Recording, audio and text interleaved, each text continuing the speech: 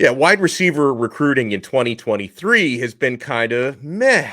But 2024, that might be the Miami Hurricanes year. You are Locked On Canes, your daily podcast on the Miami Hurricanes. Part of the Locked On Podcast Network, your team every day.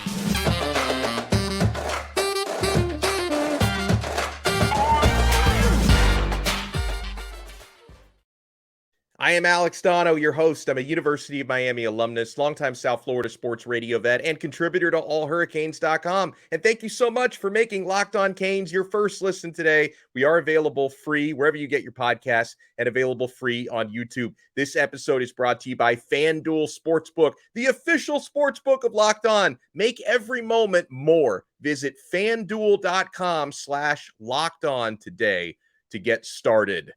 So, we talk about wide receiver recruiting. There are some huge names out there in the class of 2024. A couple players we've been talking about this week from Chaminade-Madonna. Now, Jeremiah Smith is a five-star who's verbally committed to Ohio State. JoJo Trader, another five-star, keeps racking up crystal ball predictions to Miami. There seems to be some momentum here. We talked earlier in the week about Wiltfon from 24/7 putting in a Fong ball for JoJo Trader to Miami. And more recently, Chad Simmons from On3 has put in what they call it On3. Their version of the crystal ball is the expert prediction. He put one in for JoJo Trader. This definitely piques my interest. And let's bring in a colleague of mine who does an awesome job at allhurricanes.com and all over Fan Nation, Brian Smith. Now, Brian, we were talking a little bit off air, as we're going to do on air, about JoJo Trader. And it's great to see Miami is getting some momentum. And it's great to obviously see Miami pursuing some of the best wide receivers in the class of 2024. At the same time, in the same paragraph where Chad Simmons talks about putting in a prediction for Miami, he also says he doesn't expect JoJo to actually commit anywhere until maybe National Signing Day of this year. So we're talking 10 months. 10 months is a long way to the finish line, man. Yeah, I don't really worry about what a kid does in January. Yeah. And I know Chad well. I know Steve well. I get what they're doing, and the kid may want to stay home. He's from Miami, but he goes across to Broward to go to school at Chaminade. I spoke with him this past weekend, as did Steve, as did Chad, etc., at the Battle Miami tournament. Him and the entire South Florida Express team were going down to Miami on Saturday night to take visits. And that's great. I've heard Miami before this past weekend for him. That would be awesome. He can play corner. He can play receiver. He can pretty much play any skill spot. His ability to stop and start is tremendous. That's why he has all the offers that he does. Everybody's known about him forever. But I wouldn't get excited regardless of crystal ball for or against Miami right now. He's a kid that will take multiple visits. I guarantee it. I know Miami fans don't want to hear that, but this is not going to be a quick recruitment. Right. Even if he committed tomorrow, wouldn't change anything. He's going to take visits. It's just one of those deals. South Florida kids do not make early decisions and not take visits. Why would he be any different? So good kid, quiet kid, goes about his business and makes people look bad on the gridiron. For those kind of guys, it's just true. Like he makes people look bad sometimes. Those kind of guys, you have to work a little harder for usually, especially South Florida kids. Cristobal knows that. So his staff is going to have to stick with it and just keep going after him. But they're doing really well so far, and that is the positive news. Now, you know JoJo Trader better than I do as far as interacting with him personally, because another angle in his recruitment that I wonder about is exactly how tight is he with Jeremiah Smith, like his friend and teammate from Chaminade, because Smith, he's a verbal commit to Ohio State. And I hear buzz like on both sides, like with Ohio State having Jeremiah Smith as a verbal commit, they would like to use that to also lure Trader to OSU. Then at the same time on Miami's side, they would like to get in with Trader and then try to flip Jeremiah Smith. And obviously Miami's going to try to do that until the very end. Like, do you think the two of them could end up being a package deal somewhere? It's not out of the question. I know Jeremiah a little better than JoJo. And when I spoke to him at the tournament, got some photos and stuff of him, I asked him, I said, I know you two are best friends. You're totally different personalities, though. Are you trying to go to the same school? I just open-endedly. And he was kind of like, well, it'd be great. I'd like him to. But he goes, everybody has to make the decision that's best for them. And that was one of the more mature answers I've heard to any question I've asked in the last year to recruit. For anybody that's been around Jeremiah Smith, extremely articulate, well thought out. He's a kid that is very mature. He's going to recruit, in my opinion, JoJo to Ohio State, and maybe JoJo tries to recruit him to Miami, whatever. I personally think Jeremiah is going to stick with Ohio State. I really do. But like I said with JoJo, it's January. And of course, Cristobal's going to recruit him. Stranger things have happened, and who knows how many coaching changes will take place. There's a million things can happen. So Miami just has to stay the course, recruit every day. That's as simple as it gets. And they're recruiting both players extremely hard. Do you feel like, when it comes to recruiting wide receivers especially, is Miami in limbo right now given the Josh Gattis situation? Because it's the worst kept secret that he's more than likely on the way out, which not only means your offensive coordinator position is unsettled, wide receiver coach, which is another duty that Gattis has, is also unsettled, not to mention quarterback coach is unsettled at the moment. So, as far as trying to recruit right now in January, and I'm not even saying I necessarily blame Miami for this, because I think there's more going on behind the scenes with what Mario's trying to do at offensive coordinator than meets the eye. But at the moment, you basically have a lot of questions that are hard to answer, because if a recruit wants to know, if you're a wide receiver recruit, who's my wide receiver coach going to be? It's kind of hard to give them an answer right now. That's the whole point. And it's also directly related to my last response. There's 10 months. Within that, Miami's going to gain and lose coaches, and so Ohio State. The campuses and all that don't change, though. That's what Miami has to do right now. Hey, Miami's close. We're a very good academic institution, all this tradition, etc. You can't pitch. I mean, there's no nice way to say this. Even if there were good coaches in place, what Ohio State has done at receiver recently, nobody can even remotely touch. I mean, it's insane because they've done it for so many years. I mean, LSU had a brief stint, Alabama, etc. But this is ridiculous what Ohio State's done. And they're pitching it to kids. It's work. I mean, if you're a kid right now that's open-minded, which one are you going to pick? I mean, and then you add on the point you made. So until Miami gets a new coach, quarterback, that's going to be a big deal because they want to know who the quarterback recruit's going to be. That is pivotal. And then you also have the situation, like you said, Gattis.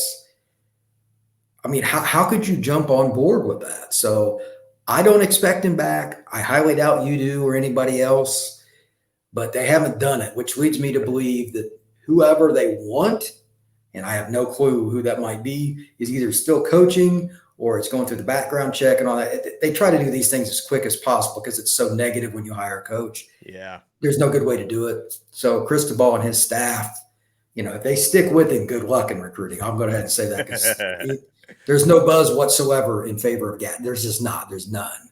But maybe they have something going on behind the scenes, and that's how college football works. It always has. They will lie to their teeth all day long that they're thinking about making a switch, but you and I have been around this long enough to know we know better. So if they can get a coach that's an up-and-coming guy, again, close to home, tradition, Miami recruits it hard, I like their chances. Just need to wait a couple months to kind of see what's going to happen. Yeah, we have so much more to discuss here on Locked On Canes with Brian Smith, including an awesome question we got from one of our listeners about the Josh Gattis dynamic. And I want to take a stab and answer the question the best we possibly can. And we've got to talk about Jaheim Singletary because I know that a lot of folks have some doubts. We do believe that he is trending towards the Miami Hurricanes. So we want to talk about the Georgia transfer defensive back, the former 5-star. So keep it locked right here to Locked On Canes. We are so happy to have FanDuel as part of the Locked On family. Guys, FanDuel is the top sports book in America. The NFL playoffs are going on. We're so excited about our new sports betting partner for the Locked On Network, FanDuel. And if you're new to FanDuel, that's even better, okay? Because they have so many great features that make betting on sports fun and easy. New customers, if you join today, you can get started with $150 in free bets guaranteed when you place your first $5 bet. Just sign up at fanduel.com/locked on. FanDuel has all your favorite bets from the money line to point spreads to player props. Guys, we gave out a lock yesterday, and I kicked my feet up by halftime. We were good. Miami -3 against Florida State. That's the easiest money you ever made if you took our advice yesterday on that college hoops game. FanDuel, you can even combine your bets for a chance for a bigger payout with a same-game parlay, which is great. So I look at the NFL slate this weekend. You got the Eagles -2.5 hosting San Francisco in the NFC. AFC Championship game. You've got the Bengals, who are road favorites, -1.5 at the Kansas City Chiefs, +1.5. The Bengals have had the Chiefs numbers. We'll break more those down during the week. So, guys, it's all on an app, FanDuel, that's safe, secure, and super easy to use. So, football fans, do not miss out. Place your first $5 bet to get $150 in free bets, win or lose, at fanduel.com/locked on. Make every moment more with FanDuel, the official sportsbook partner of the NFL, and they're now with us here on the Locked On Network. Thank you so much for making Locked On Canes your first listen today. We're available free wherever you get your podcasts and available free on YouTube. So, ever since he became available in the transfer portal, and especially ever since he whose name shall no longer be spoken decided to flip to Colorado, Hurricanes fans have been very hopeful to get some good news on Jaheim Singletary. Now, I don't want to act like Terry Roberts is chopped liver, because Miami did get a transfer commitment from Terry Roberts from Iowa, 1 year of eligibility. I think he's an excellent player who can help Miami this year. But Jaheim Singletary has 3 years of eligibility left. He's a former 5-star recruit. Do you like Miami's chances here, Brian? And, he's a former Florida guy, Jacksonville high school area. What can you tell the folks about Jaheim Singletary? He's a very special talent because of his length. 6'2", 180 pounds, give or take. And he's added some weight since he went up to University of Georgia for a year. They've got a great strength program. And he's just the kind of guy that you can put on an island. Look, certain positions you can coach and make a difference, like O-line, they work together and stuff. Corner, man, either you've got the ability or you don't. And especially when it comes to man coverage, Jaheim can do that. And he's also a kid, very, very intelligent. If you want to run complicated schemes, post-snap changes with your looks and stuff, he's a kid that can pick it up, very articulate. I think he's going to be an impact player no matter where he goes. I'm hearing Miami is the team to beat there. We'll see what happens. But again, if you put him out there and you got Williams and Kitchens in the back, that's 3 NFL players in your secondary. That's a pretty good start. I know they lost Tyreek to the NFL draft, but I mean, you're going to lose guys to the draft pretty much every year if you're Miami out of your secondary. That's been the case forever. So this would be a huge addition. And then you got the freshmen like Damari coming in, et cetera. I think Miami's secondary is going to be a little better than people think, especially if they get Singletary. Yeah, no doubt about that. And hopefully we get some good news on Singletary this week. I'm also monitoring. I don't feel great about this despite the timing, but Miami is getting a visit yesterday into today from Jaheim Johnson, who's a transfer safety. He could also play the star position here out of Ole Miss. So he started his visit yesterday, but I don't know. I keep hearing, Brian, that it's going to be hard to beat Oregon for Jaheim. He did visit Oregon last week.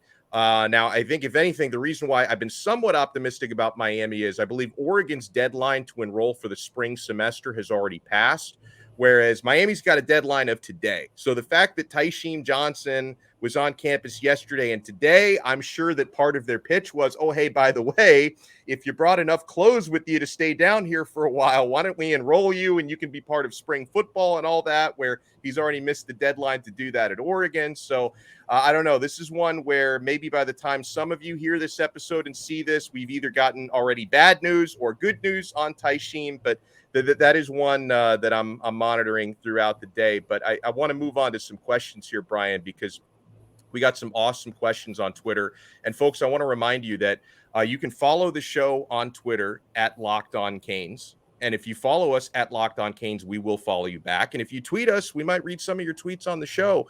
So here's a really interesting question from Thanos, who seems to be a guy who turns up in our Q&As a lot because he asks good questions. Thanos says, hey, for your next Q&A, which is now, congratulations, why can't Mario just strip Gattis of his OC title and hire a quarterback coach OC? Now, I wonder about the possibility, Brian, like if Gattis can't find another job, and if for whatever reason Miami just doesn't want to pay his buyout or feel like they can't pay his buyout, because they also had to pay Michigan $500K to buy him out from there, and now you want to buy him out from it's a very expensive proposition.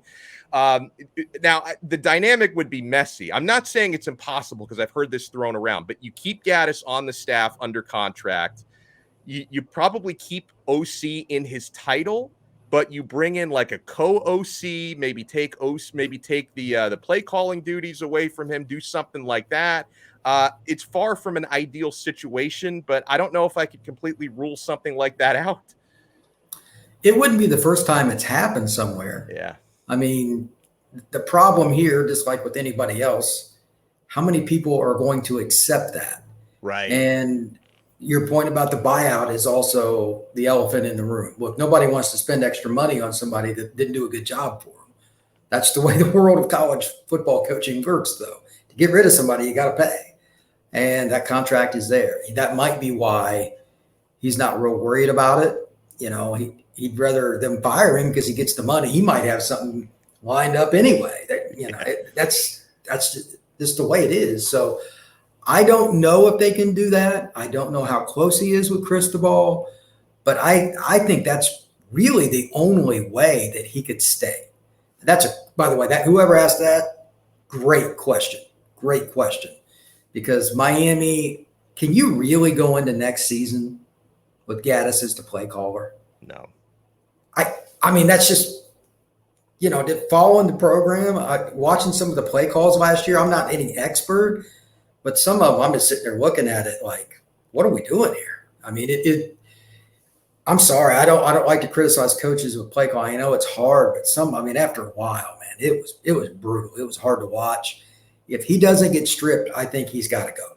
Yeah. That's just my opinion. But if they bring in somebody, they better bring in somebody that can really do it. Because Miami fans and all the people that follow the U, they deserve better than what they saw last year. I know that. So maybe it's a run game coordinator. I don't know. There's a million ways you can do that.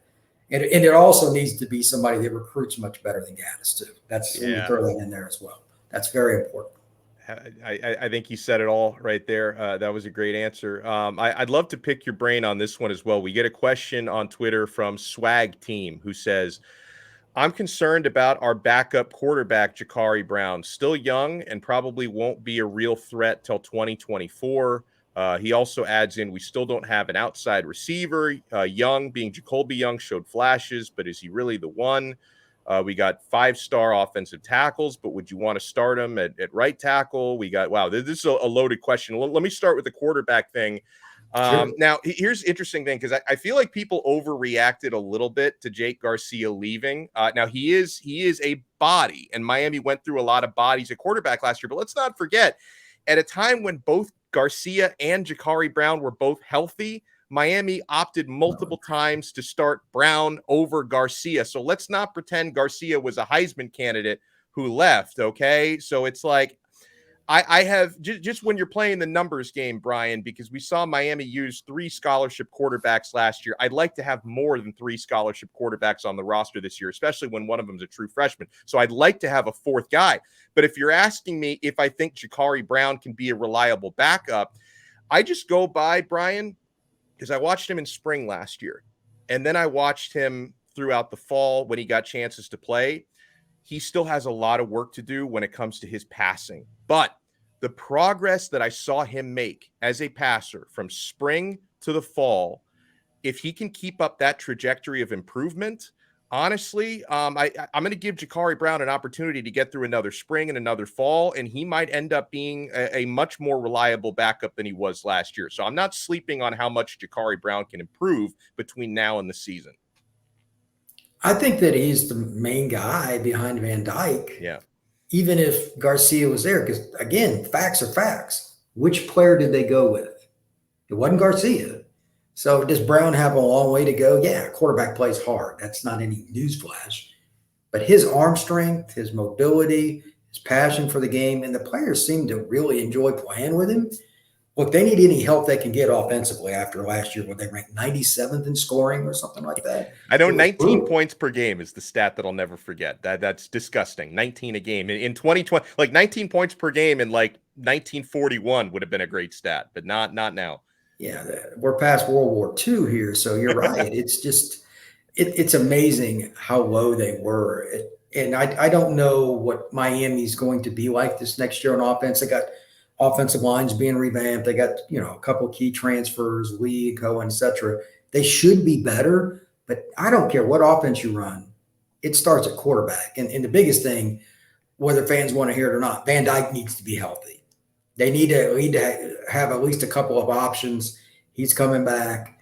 If Brown can compete with him, or they can use him in sets, goal line, do different things with him, whatever, they're in good shape. I still think they should try to bring in a veteran.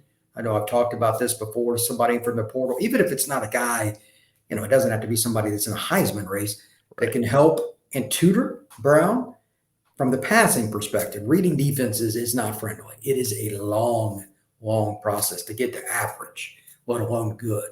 So he needs to have somebody around, and I'm sure Cristobal and his staff have talked about that. But again, do they do that after coaching? I mean, you want your quarterback coach to feel comfortable with the training. It's an awkward thing that really starts with the coaching. That needs to happen sooner than later for Miami, and I hope that it does. I hope so too. You know what we have to talk about when we come back? We got to give some love to the Hoops team. I don't give nearly enough love to Canes Hoops here on the show, but coming off an ass kicking that they put on Florida State last night, I mean, that was like a crime was committed up in Tallahassee yesterday. They destroyed them. We've got to give some love to Coach L and Miami's 20th ranked Hoops team. Right after this, Brian Smith from allhurricanes.com and Fan Nation is with us here on Locked On Canes. Thank you so much for making Locked On Canes your first listen today. Make sure for your second listen, you check out my dudes, Isaac Shade and Andy Patton, on Locked On College Basketball. Appropriate since we're about to talk some hoops. Locked On College Basketball is the newest show on the Locked On College Network. They take you through all the biggest games. They talk to the best experts, players, and coaches daily. YouTube, Spotify, Odyssey, Apple Podcasts, wherever you get your pods. Check out Locked On College Basketball. Now, Brian Smith, you are a native of the state of Indiana, correct? Which Yes. means basketball is in your DNA. Like you eat, sleep, you breathe basketball. I mean, Indiana, that's basketball central. So I'm watching Miami's Hoops team last night. Congratulations to Miami. Nigel Pack and Isaiah Wong, 18 points apiece. Miami had 5 starters, all 5 starters in double figures, everyone over 12 points. The job that Jim Larinaga is doing, Brian, I will admit a couple of years ago, and I think a lot of it had to do with that, that FBI nonsense, the scandal that I thought was overblown that cost Miami scholarships and it hurt Miami in recruiting. But up until a couple of years ago, it was starting to look like maybe Coach L was losing his fastball. Boy, is he back, and boy, is Miami dominating. Talk about what you saw last night from that 86-63 win over the Noles. 2 things. Number 1 was no fear. From the opening tip, they punched Florida State square in the nose. Yeah. I know I put out a tweet on All Hurricanes talking about at halftime, every player that had attempted a shot but one was 50% or above, and the player that didn't was over 1. Everybody else was 50% or above. And at one point, Miami was 6 out of 8 from behind the arc. So just from a shooting perspective, it was a clinic. You got to tip your cap there. 2, it was a very well-run system. That goes to Coach Larinaga. He's tremendous. He's very underrated. I believe the Miami Twitter basketball handle put that he's up to like 105 wins or something like that all time in the ACC. He's a top 10 or 15 guy, something like that, all time in the Atlantic Coast Conference. That tells you something. The dude can coach. And if they continue to pass the basketball around like that with their shooters, Wong and Pack in particular, I mean, they're good. Miller, look, this team can make a lot of noise come tournament time. And then at the other end of the court, they rebounded well. They dominated the Noles, who ironically are always one of the biggest teams in college basketball. They destroyed them on the boards, like 40-23 or something. That's right. 40. This team just does a little bit of everything. They're very, very difficult to guard, and defensively they get after it. They're a lot of fun to watch. If you're a Miami fan in any way, shape, or form, you need to check out the Canes basketball team. I think they'll end up with a 2 or 3 seed in the NCAA tournament, and you've got a chance. If you got a seed that high, and you've got a chance. You can go the whole way. So this is a great basketball team to watch. Yeah, last season they were a bit of a Cinderella who was able to get all the way to the Elite Eight. Now I think the expectation is going to be more in line with that. Does that make it tougher, you think, come tournament time? Because last year they were the hunter. This year the secret's out. There's 2 ways to look at that. I mean, if you take it lightly, I mean, the NCAA tournament is the ultimate we got you moment. I mean, it's unbelievable how many teams that are 2 seed. I forget who it was. Number 1 seed finally got beat a few years ago. I mean, like in the first game, it's just. Is it Virginia? I think. Yeah. I think you're right. Yeah. I mean, it's just like you cannot take a day off with that 3-point line. Unlike football, that's the one thing that can really negate a talent gap. And if you play around, Miami included, you can get smoked. Last night's a great point. I forget, 3 for 22 or 3 for 23, something like that. Florida State shot from behind the arc. You're not beating a JV high school team doing that. I mean, they just couldn't throw it in the ocean, and that was their home gym. If Miami has a night like that in the first or second round of the tournament, sure, they can lose. But that's why I like Wong. That's why I like Pack. They got the big guy in the middle. They're so balanced. And then Jordan Miller, nobody talks about that guy. Yeah. He had that big dunk, and it kind of like accentuated, hey, we're here to play. They were a physical team last night too. This team can do anything that it wants if it's focused and play with any team in the country. Like this past weekend, they lost by 2 at Duke. There's not a more difficult arena in all of college hoops than going into Cameron, and they could have won that game too. This is a team that is primed to make a deep run in March. Well said. And that hurting that they put on Florida State. Florida State had not lost at home by 23 or more points since 2012. So it's been 11 years since they suffered a loss that bad on their home floor. So fantastic stuff here, guys. Make sure you subscribe. If you're watching us on YouTube, hit that thumbs up button, hit subscribe. If you're listening to the audio version, if you can do us a solid, make sure you subscribe to our channel, Apple Podcasts, Spotify, Google, Odyssey, wherever you get your pods. Make sure you subscribe. And if you leave us a 5-star review, we like to shout you guys out on the show. We got a new 5-star review over the last day from Dolphin8178 on Apple Podcasts. He says, love the Canes content every day. I can always count on Locked On Canes to keep me up to date with the latest on my Canes. Thank you so much, Dolphin8178. So if anyone else wants to leave us a 5-star review on Apple Podcasts, Spotify, we read those whenever we get them. Brian Smith, who does an awesome job, allhurricanes.com and Fan Nation. Thank you so much, sir, for the info, for the perspective, and enjoy the rest of your day. Thank you, sir. You do the same. Fantastic. So everyone, make sure you check out Locked On College Basketball. Make them your second listen after making us your first. And we will talk to you again tomorrow on another episode of Locked On Canes, part of the awesome Locked On Podcast Network, your team every day.